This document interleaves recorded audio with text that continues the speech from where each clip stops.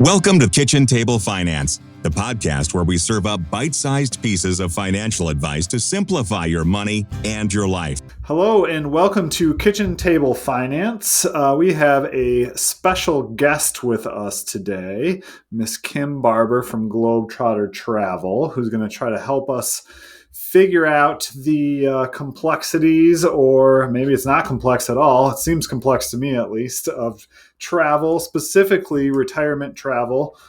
As Kim and a lot of our listeners know, we do a lot of retirement planning, and one of the big things that's always on our list is people want to travel when they retire. And so I thought it would be great to have Kim join us on the show and tell us a little bit about how to plan that travel, how to think about it, what's out there, what kind of costs you can kind of plan for when we're budgeting for things like travel. And so I'm excited to kick that off. Dave, unfortunately, couldn't join us today, so he's doing some traveling of his own right now. He's down in South Carolina for a while, so we let him off the hook. But really excited to have you on today, Kim, and would love for you to just give our listeners some background on your business and how it kind of came to be and how you came to be joining us on the podcast today. Yeah, absolutely. Thanks for having me. Yes, I have owned Globetrotter Travel for 10 years this year. And before launching Globetrotter Travel, my agency a decade ago, I worked at a storefront agency in Okemos, and I went to CMU and studied tourism and recreation there. So always kind of knew I wanted to work in the travel tourism world. Didn't necessarily see myself as a travel advisor, but that's where I landed and where I've decided I'd like to stay for. I really enjoy planning trips for other people, and particularly I get really excited about planning bucket list trips that are kind of once in a lifetime. So yeah, that's who we are in a nutshell, and happy to be here. That's awesome. So I already learned something. I didn't even know travel was a degree that you could do, or how somebody became a travel advisor. Sure. So I just thought that was something that people picked because they didn't know what they wanted to do, but turns out it actually translates into something, huh? Yes, I am one of probably the rare travel advisors who actually has a degree in tourism and hospitality. A lot of people do it as a second career or a side job, after they've done a first career. But yeah, this is where I landed. And yes, my focus in school was hospitality and tourism. Very cool. So I'd like to shift a little bit to planning and budgeting for travel, especially looking at those retirement years. So what are some of the key financial considerations for our new retirees when it comes to travel? I definitely think planning early, regardless, but for retirement as well, planning early is a good thing. It really only benefits you in terms of pricing and availability. It depends on the type of trip you're looking at. Airfare, for example, is only released 11 months prior to travel, so you really can't plan for airfare further out than 11 months, but a lot of cruise lines or resorts open up their availability a couple years in advance. And generally speaking, you're going to get the best rates when you plan early. And then on top of that, you also get to spread out the payments a bit more. Generally, depending on the type of trip, you would just pay one initial upfront deposit to hold the price and hold the space. And then we'll just kind of say generally 120 days prior to your departure is like a typical final payment date. So the earlier you kind of start planning, the more time you have to spread out those payments. If you want to make it a monthly payment, not take the hit of making the full payment all at once. That's kind of the best advice I can give is planning early to get the best rates and to spread out those payments. So I'm curious, what do you see as some of the ranges? It's one of the things when we do retirement planning is if travel's a goal, we kind of arbitrarily throw out a number of hey, $10,000 a year sounds good. Mm-hmm. What does $10,000 a year buy someone? How many trips are we talking? What kind of how big a trips, or does it really depend on what kind of traveling you're doing? It definitely depends on the type of travel you're doing. And I work with a variety of clients. I have honeymoon couples who have a $3,000 budget for a trip, and I have retirees who are doing a once in a lifetime bucket list African safari, and, it's averaging $25,000, $30,000. So there's a significant range. But I would say, on average, $10,000 a year is a healthy budget. It would get you kind of one big, let's say, European trip for anywhere from 7 to 14 days, depending on the style of accommodations you're choosing and the types of activities and tours you're doing. Airfare kind of is increasingly just at an all-time high. So airfare is what it is, but otherwise, if you're thinking, a little bit smaller scale, traveling domestically or even within Mexico and the Caribbean where it's a little bit closer to home, we can fly pretty easily nonstop to Cancun, for example, from Detroit year round. Those trips kind of average more $4,000, $5,000 for, a couple, for example. So you could do a couple trips like that per year with a $10,000 budget. It really just depends, on the scale of the trip and then kind of your preferences when it comes to accommodations and touring and things like that. So I'm curious how one of the other things when we're talking about travel as a part of your retirement plan is, we're usually looking at it from the standpoint of maybe a little bit more in the early, or we sometimes we call them the go-go years of retirement and kind of tapering off. I'm curious if your experience with retirees traveling is similar. Like, do you have a lot of people in their 80s and 90s that are still doing a bit of traveling, or does it, what do you see on your side? Yeah, I mean, I certainly have an amount of people who are in their 80s and 90s still traveling, and there are travel products and suppliers out there who really cater to that demographic.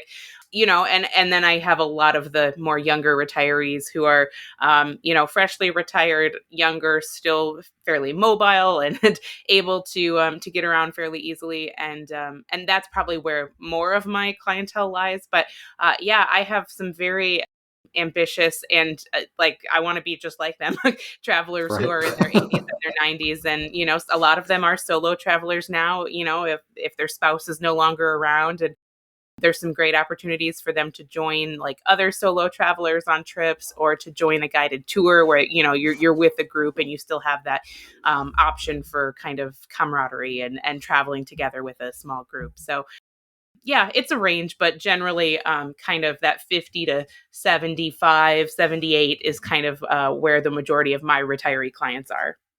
Sure. So I'm curious, you brought this up a little bit, but that was one of my big questions for you as well, is a lot of times we get single people, a lot of widows looking to still travel, but maybe not necessarily having, friends that want to travel with them. What do people do? It just sounds like there's some things out there for group travel or getting in with other people that are in similar situations. What do you see out there for that? Yeah, there's absolutely a lot of good options. Everybody has kind of their own preferences when it comes to travel. If you like cruising, whether it be ocean or river cruising, that's pretty easy to do solo. There are generally single supplement costs when there's only one person in a room versus two, but a lot of the times the cruise lines will run promotions where they waive those single supplements. So that can be a nice way, where you can still have your independence and your kind of time to yourself. But if you want to be social, you can go to a lounge, you can go to like a common area and have some interaction with other people. There's also like for women in particular or widows or, just solo female travelers, there's a number of tour operators who are doing women only trips. So, people who are single travelers can join up and even be matched in a lot of cases with a roommate. If you want to keep the cost down a little bit more, you Wow. can be matched up in that type of scenario. And then there are just kind of regular small group land guided tours where any solo person can book into that group. If it's a small group, generally they average 16, 18, 20 passengers. So you'll have a tour guide and, all of the itinerary is kind of preset and you don't have to stress about a lot of it, but you also are traveling with a group and having that, again, the ability to share meals with other travelers and tour with them and kind of, have the opportunity to make some friends and have some conversation along the way. So I have a decent number of solo travelers on my client list, and there's an increasing number of tour options out there for them. Wow, that's awesome. Yeah. Yeah. So I'm, when I think of travel right now, my kind of travel that I enjoy is getting away from work and relaxing. And so, as my wife likes to call it, being a starfish and just laying on the beach and doing nothing for a week. But I Yep. have to imagine, as you retire and you don't have work, it's not so, pressing to have some of those vacations where you're not doing anything. So I'm curious if you see a shift in people who are traveling for retirement that want to be a little bit more active, or is it just kind of a personal preference thing? What kind of things do you see out there that maybe change when people start traveling in retirement versus when they're working? Yeah, I mean, I do think a lot of it is personal preference. There are those people that will only ever want a vacation in warm weather destinations, and to go on vacation somewhere cooler is just not something that they would consider. But I do see that a lot of people do have these, once in a lifetime style bucket list type trips.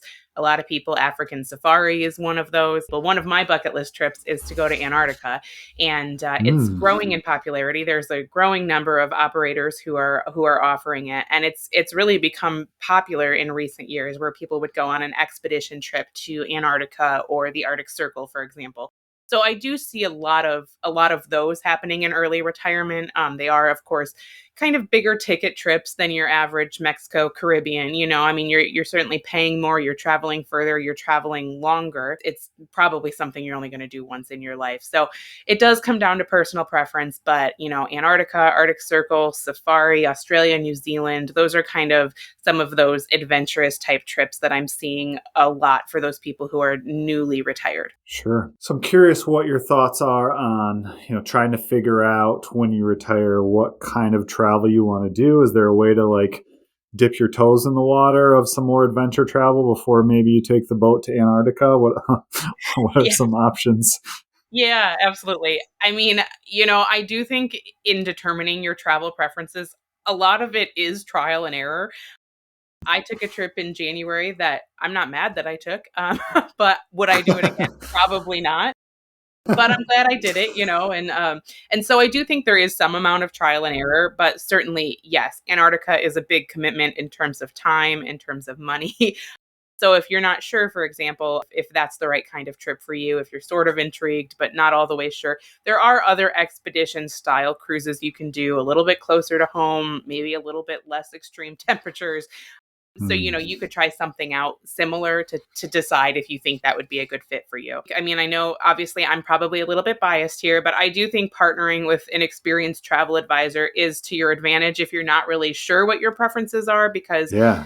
I know there are certain travel suppliers out there. As soon as you hit 50, for example, those brochures start coming into your mailbox every Oh, single sure. day. So you might only be aware that, for river cruise lines, for example, that there's one company out there. But in reality, there's 10, 12 really good options to choose from. So I think if you're not really sure of your preferences, it can be helpful to talk to a travel advisor who's kind of in it every day. I can hear what your preferences are and then make a recommendation based on, what I'm hearing from you. Yeah, I'm actually glad you brought that up, and I know that you're somewhat biased, but I consider myself not necessarily biased because I've kind of gone both ways. Mhm. And it was probably like 4 years ago, maybe even longer than that, that you and I started working together. Just Mhm. from the sole fact of there's just so much information out there, and I just get in the rabbit hole of like, oh my God, there's a million different things on the internet that I can find from flights to different places. And I have no idea whether one of them's better than the other. Sure. And like having someone that knows those things and can like break that down for me, it just gets to a point where it's, almost analysis paralysis, where there's just so much stuff out there that I just don't do anything. I feel like a lot of people are in that same boat. But then there's this negative connotation of, well, if you work with a travel advisor, it's going to cost you so much more money, which, by the way, personally, I think it's worth it, even if it did. But I'm guessing it's probably not as much as what people think. Do you want to maybe talk to us a little bit Yeah. about that? Absolutely. Yes. For years, travel advisors haven't really charged anything additional for their services. I always say this, there's always a commission built into the price of travel, regardless of where and how you're booking it. So if you are Hmm. booking your travel yourself online, you are paying this for the services of a travel advisor. And if you're doing it online yourself, you're not getting those services. I recognize there's people out there who enjoy doing that planning. There's also a lot of people who don't enjoy it and do get overwhelmed. And then those are the people I find who are coming to me. But ultimately, more so in recent years, I will say, kind of since 2020 and beyond, the industry standard is that a lot of travel advisors do charge fees. And I certainly understand it. I respect it, all of the things. I personally, for the majority of my trips, I still do not charge planning fees unless it's a really complicated sort of itinerary. I might charge a nominal fee to cover my time. As a lot of people learned in 2020, trips got pushed. We started planning them in 2019. They got canceled and rebooked a few times. And so there was basically a 2-3 year period where you're waiting for commissions to come in after people travel. And it took 3 years for those checks to come in, if they came in at all, because a lot of people decided not to travel. So in recent years in particular, basically since 2020, a lot of travel advisors do charge fees. And what I would say to that is, I think it's worth it as well. I totally understand why a lot of agencies do it. For me, I've mostly made a decision that in the market that I work in, it just doesn't make a lot of sense for me to implement those fees on a lot of the trips that I plan. So it's rare that I would, but ultimately, what I just always tell people is do your research like anybody else that you're hiring. If you're hiring a travel advisor, do your research, read their reviews. Because there are a lot of people who have a ton of experience, 30 years, in Italy specifically. So if you're planning a trip to Italy, and someone is charging a $500 planning fee, they've got 30 years of experience that's worked into that fee and a lot of good input. Generally speaking, for a lot of travel advisors, it does not cost any more to work with them. Even if there is a nominal fee, I think it is well worth it. In the case, particularly if you have a once in a lifetime bucket list trip that you're not going to repeat, you really want to make sure you do it right. Yeah, absolutely. I'm curious if, let's say, somebody has 3, 4, 5 different destinations on their bucket list. Is that something that you could kind of help them figure out, like, okay, do this one first, or how to prioritize those? Absolutely. Yes. And particularly as we talk about budgeting, for example, I mean, if somebody's never been to Mexico and they just want to go and be a starfish for a week, that's something that's a little bit more easier managed and a quicker timeline probably for the average person than, for example, on the other side of the spectrum, an African safari, which does have a lot more cost and components involved. So I can certainly, chat with people and determine, okay, if these are your priorities for the next 5 years, here's what kind of makes sense from a financial standpoint, saving and making monthly payments. And then also just kind of taking into consideration world events and things that are happening. I mean, I've rerouted a few people from certain destinations kind of this year and said, maybe we should hold off a year or two. And on those ones in particular. So yes, I can certainly help people kind of decide what makes the most sense. Or if I'm seeing that, for example, this year, I'm going to not probably repeat this correctly, but they're celebrating Jubilee this year. So they're anticipating a record-breaking number of tourists to Italy this year. So if you have to go to Italy this year, myself, I mean, I have a trip that is organized that I have to get to Venice to start a cruise. So there's no getting around it for me. I'm going to pay the higher airfare prices into Italy this year.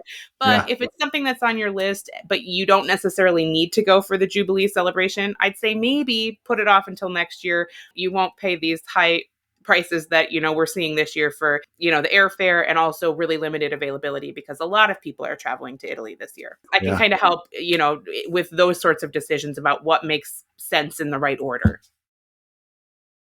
So I'm curious, and I think it was Italy, but it could have been somewhere else. But I've seen a little bit in the news some pushback on travel and tourism and from some of the locals. Have you experienced or seen any of that?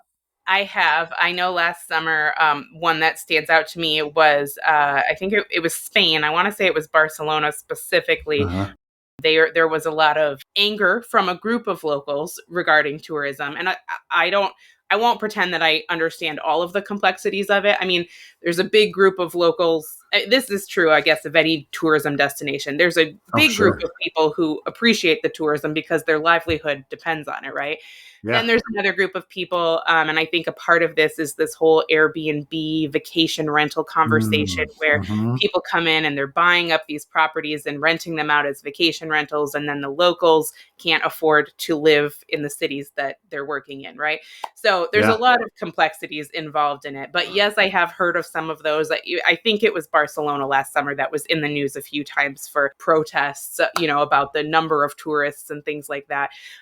But ultimately, for the amount of people that were probably protesting it, there were probably an equal number of people who rely on those tourists for their survival. So it's just one of those things, there's going to be, I guess, two sides to all of that. For the most part, I've traveled quite a bit over the last year internationally and I have not experienced any. I also don't do a lot of like vacation rentals. I mostly am in hotels, resorts, but I have not personally experienced any sort of pushback to tourism, any of the places that I've traveled.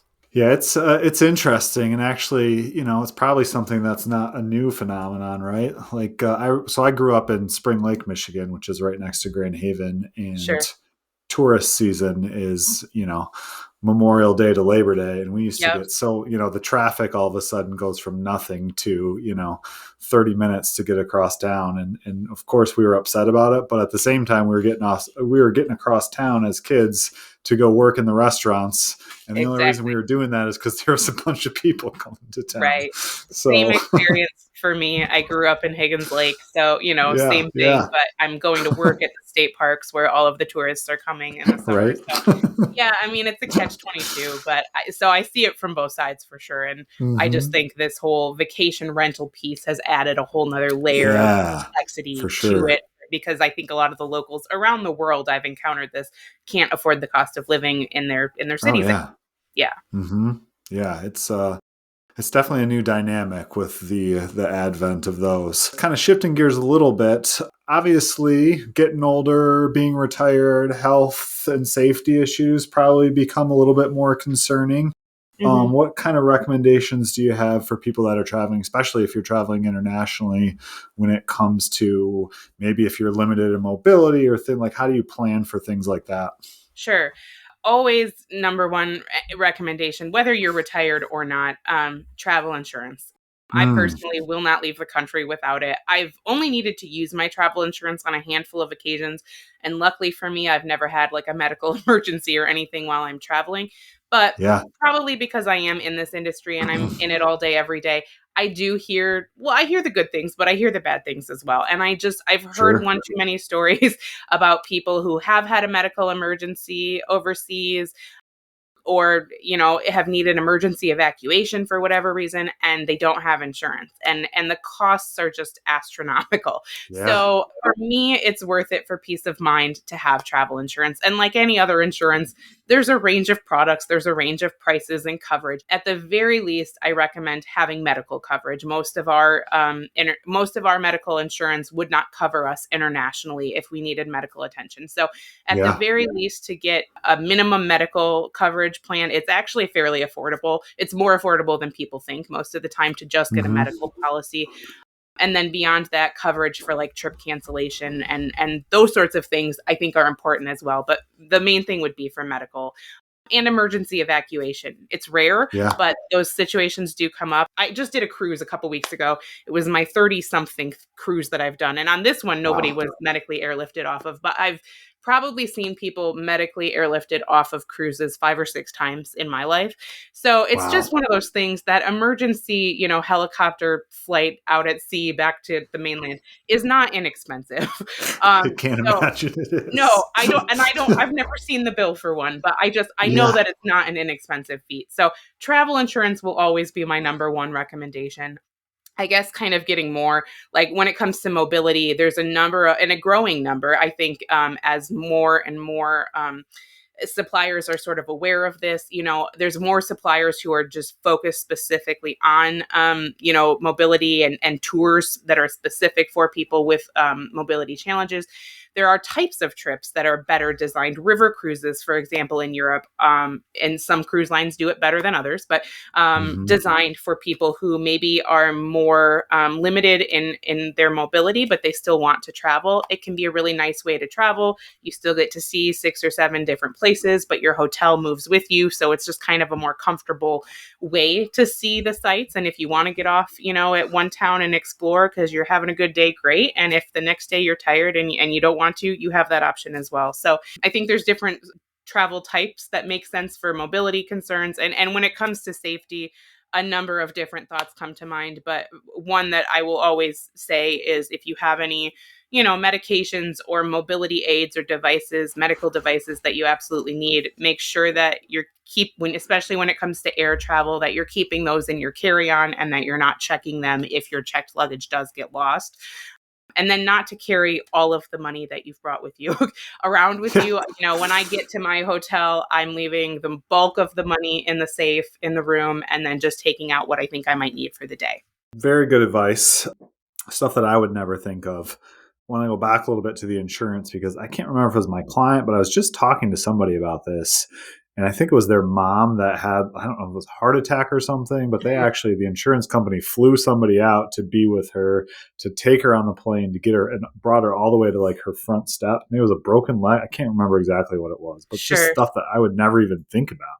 Yeah. Yeah. Well, and like I said, I'm fortunate. I've never needed to use mine for any sort of medical emergency, but I was on a trip a couple years ago with a lot of my colleagues. It was an agent retreat and it was our very last stop. A group of people did a bike tour one day. I wasn't on the tour, but a younger able-bodied person just fell off of her bike. I don't remember the specifics. I wasn't there, but shattered her kneecap on the last day. She was a travel advisor. She obviously had travel insurance. They took care of everything. They got her home. I'm pretty sure she she was obviously in pain. She got to fly home in business class because she needed to have that leg stretched out, and you can't do that in economy. So, I think it's one of those things people assume that insurance is going to cost more than it does. And there are very expensive policies out there. But at the very minimum, if you just want to get medical coverage or emergency evacuation coverage, it can be very affordable to get that and have that peace of mind. Yeah, when I think of, the first thing that pops into my head when travel insurance comes up is like, every time you go to book a airline flight and they want you to spend $30 so that you don't lose out, $300 of your trip, which, at the end of the day isn't really worth it. But the stuff you're talking about is like emergency evacuation. The cost of insurance is going to be minimal compared to what that bill would actually be.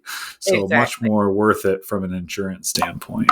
I always recommend insurance to a degree. The cancellation coverage is valuable, the lost baggage, the trip interruption. I mean, there is a lot of valuable coverage built in, but I admittedly recommend it a lot less frequently on domestic trips because domestically you have medical insurance, most likely.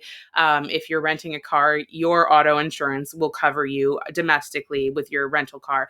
So there's just factors that, when you're leaving the country, that's really when my recommendation for travel insurance becomes a lot more strong. Sure. And a lot of tour operators and companies out there, I mean, I have people say, yes, I accept, or no, I decline travel insurance. So they at least, I have record that they were offered it. But a lot of tour operators actually are requiring that people buy insurance. If they're not going to buy insurance, they won't accept them on the trip.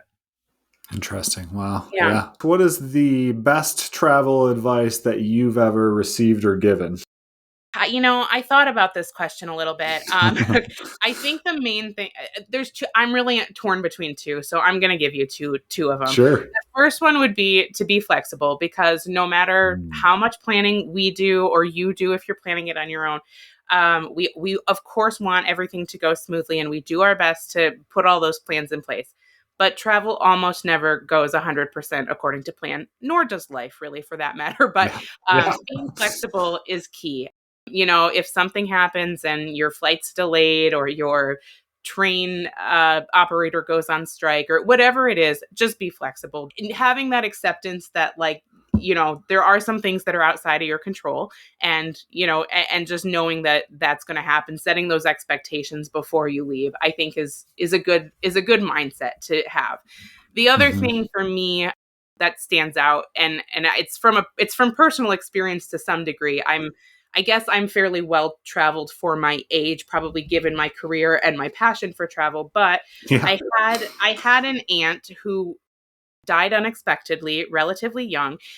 I just remember talking to her. I did my internships at the end of my tourism and travel degree. I did them in New Zealand and Australia, and I lived there for the better part of a year. And I came back from that trip, and I was talking to her all about it. She was so interested. She was asking me all these questions. So excited about her possibility of doing that trip when she retired. And sadly, unfortunately, a few years after that, she passed very unexpectedly, rather young. And there's not a day that goes by where I don't think about it. So for me, that comes down to, you hear it all the time. We're not guaranteed tomorrow. It's true. It's true. It's cliche, but Yeah. just don't put off there are some trips that financially we have to put off, or from a time perspective we have to put off, but don't put off all of your bucket list trips, all of the trips you want to do until you're retired, because life happens and we're not guaranteed those opportunities. So I Yeah. think that's something that has just stuck with me, not to put off those things that I really want to do, to make them happen as I'm able to, and not wait for retirement. I love that advice. And it's kind of, most financial advisors might tell you differently to, save more Right. for retirement and put it Sure. off. But I got to tell you, you're absolutely right. There's a lot of people, especially when you're looking at that budget or that bucket list and thinking about all the things you want to do. There's a lot of research around like, hey, maybe you can do that stuff now. You're more able to do it now. And maybe that, the trade off is working a couple extra months. Like for most people, that's probably worth it, right? And so working Sure. with somebody that can help you figure that out. But you're right, there's no guarantee of tomorrow. So, you want to make sure that you can, one of the things I say to people around here all the time is we want to make sure you can do what you want to do today, but also still be able to do it tomorrow as well. And what's that balance, right? Exactly. Exactly. Yes. I think it is about finding that balance. I don't know. Maybe I think about my aunt, regularly, because it was very unexpected, and she just was going to do all these things when she retired. But over the last month, I've had more so acquaintances, but some younger people pass unexpectedly, like 3 or 4 of them, people that I know. And I just think, people in their late 30s, early 40s. And I just, I don't know. I think it's fresh in my mind at the moment because I've had that experience recently. And so, yeah, I think it's about finding that balance, saving for your retirement, but also not putting off all of those things you want to do until retirement. Yeah, love that. All right, so I've got some rapid fire questions for you that I didn't share All with right. you earlier. So I'm curious what happens here. We're just going to go Okay. for it. I like it. What do you think? What's your best beach destination for retirees? That's such a good question. I've done Hawaii a couple times recently. I really love Hawaii. And Yeah. they're not as impacted by like some of the sargassum seaweed issues that we're seeing in Mexico and the Caribbean. So I'm going with Hawaii. Okay. Hawaii, love it. On my bucket list, by the way. Awesome. What do you think is the most underrated travel destination? It maybe is a little obvious, but I guess Mexico for me. I mean, a lot of people are like, "Oh, I've been to Mexico." It kind of feels domestic for a lot of people because it Yeah. is so close. We can get there in 3 hours, but it's affordable. They do have beautiful beaches and great weather. And I do have a lot of retirees, kind of older clients who go for anywhere from 2 to 8 weeks in the winter months when they're trying to get away. So I think it's underrated because a lot of people rule it out because they've done it already, but it's a really Yeah. big country. And there's a lot to see there. I mean, I've been to Mexico countless times and there's still so much of it that I haven't seen. So Mexico. Love it. Best city for food lovers. Mm, these are good. What comes to mind is, I Seattle is coming to mind right away for me. I love the market in Seattle, and they Oh have so yeah. many. I did a really great food tour there one time, and just so many places that every time I go back to Seattle now, I hit some of those spots from that food tour again and again. So that's what's coming to mind. Best country for budget conscious travelers like myself. I mean, Mexico again, it jumps right Yeah. out. Dominican Republic and Jamaica for like close to Mm. home countries. Those are all good bang for your buck.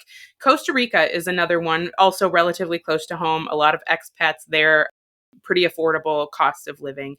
And then beyond that, if we want to go to Europe, I would say Portugal.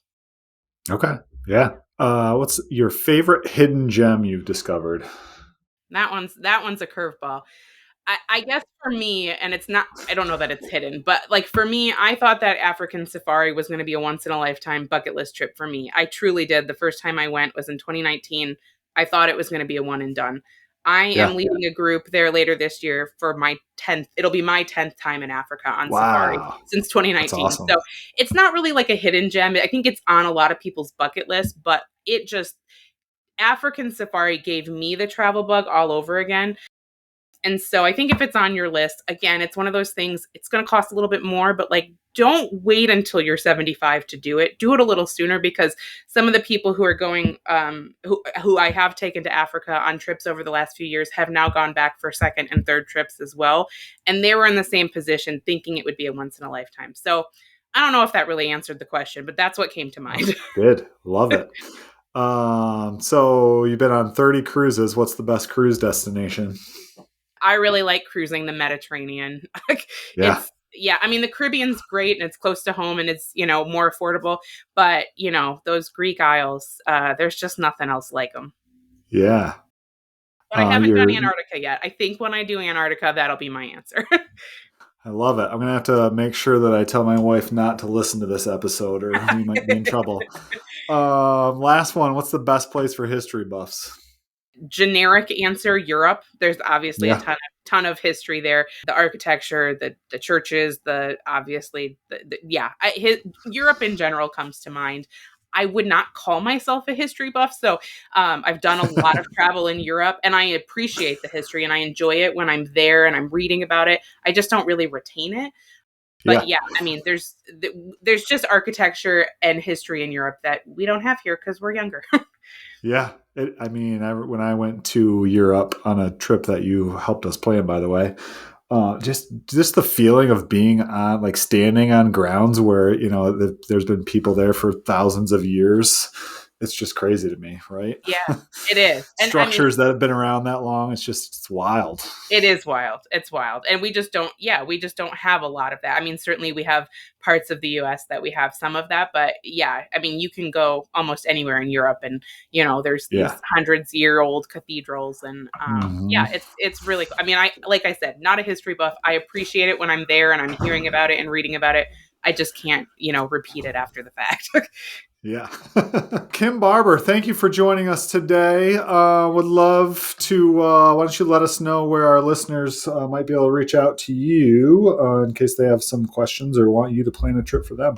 Absolutely. Thanks for having me. We are on the web at myglobetrottertravel.com. And you can reach out via email. My email is my name, Kim Barber, at myglobetrottertravel.com. There's a contact form on the website. And also phone is a valid option as well. We're at 517-920-0465. Awesome. And I cannot recommend your services highly enough. I know you've been starting to get phone calls from my friends and family as well, which I truly appreciate. And I will make sure we put all your contact information into the show notes so our listeners can find those there as well. Kim, it's been a pleasure. Appreciate it. Thank you so much. I appreciate you having me. Thank you for joining us for another chat about your retirement and finances. Please hit that subscribe button. You can also contact us at srbadvisors.com or email us at info@srbadvisors.com. See you next time on Kitchen Table Finance. This is a Zedia Media production.